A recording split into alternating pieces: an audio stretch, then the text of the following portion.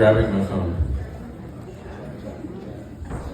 All right, so my name is Rollin, and I'm Rourke's older brother. I want to thank you guys for coming out this evening. I think I speak on behalf of everyone who came from Michigan, that when I say that we all missed Rourke and Bailey when they moved away, but they sure did choose an awesome state to move to. It seems like yesterday when Rourke and I were driving on Saginaw Highway by Great Harvest Bread Company, and I remember Rourke looking over his shoulder, wondering, hoping, wishing he could talk to that cute brunette that was working in there. And it was around this time when Rourke and Bailey were actually on and off. And I remember talking to Rourke as the older and wiser brother, being like, hey man, you know, just move on if she doesn't want to commit. There's plenty of fish in this sea. And I think he texted me like the next day and he was like, oh yeah, we're dating now. All right, yeah, that's cool with me, you know. You don't have to listen to your older brother. And I gotta say, I'm very happy that Rourke did not listen to me that day, because Bailey, it's so amazing to have you in the family now.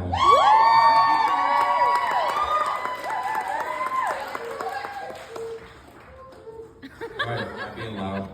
Rourke always has to check me on that. Okay. Bailey, you are such a fun person to be around, and you're a lot of fun to drink with. I also enjoy having those deep conversations about solving the world's problems, especially when we're in the car, because when we're in the car, we can't walk away when we get mad. You have a far superior music taste compared to Rourke, and that's a really good thing.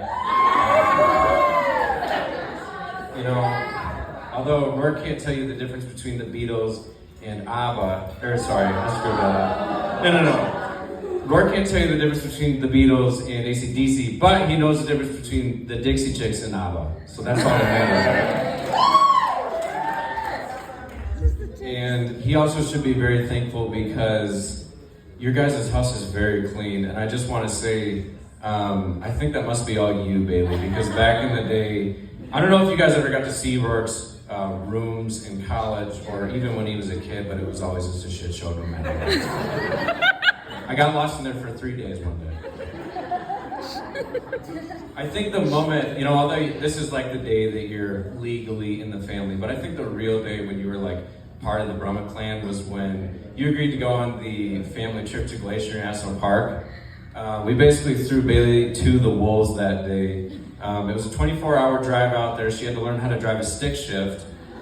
We had a lot of those solving the world's problems conversations, and once we actually got out hiking, there's this constant anxiety that we were going to get attacked by a grizzly bear and enough mosquitoes to carry off a small child. But Bailey handled that very well. There were no complaints, and it was clear that you had a passion for the outdoors, and that was perfect for Rourke. Now, Rourke, my brother, it's been really hard for me to put into words exactly, you know, what I should say. I rewrote this speech a couple times because I knew it was going to be a little too long. But I just got to say, I thank God every day that doctor screwed up Dad's vasectomy. We'd have never had Rourke right here.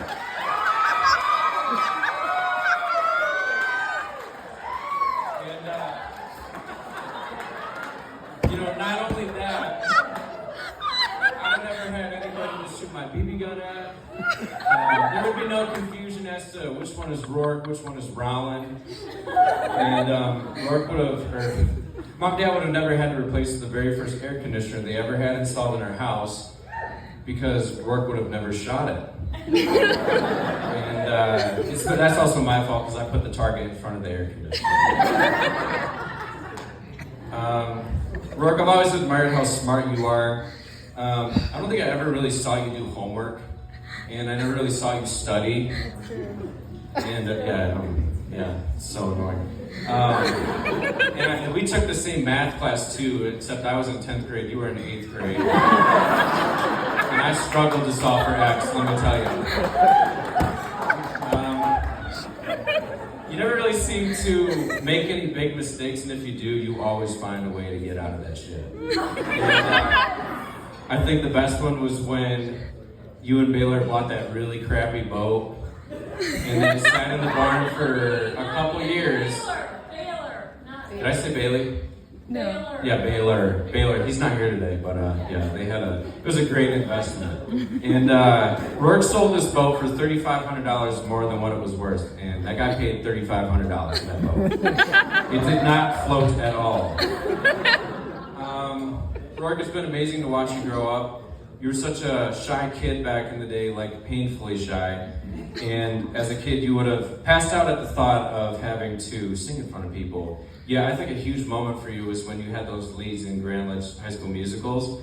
I couldn't help but get teary-eyed the first time I heard you sing on stage, because that was, number one, that was the first time I ever heard Rourke really sing. And not only that, but he was really good too. Like, he was good. And so, like, you know, it's nerve-wracking to get up in Grand Ledge High School musicals and do your thing. And somehow you got out of having to sing at Grandma and Grandpa's church, singing at any funerals, any weddings, any Christmas parties, none of that. I don't know how you did it, man. I'm just saying, he's pretty good if you hear him.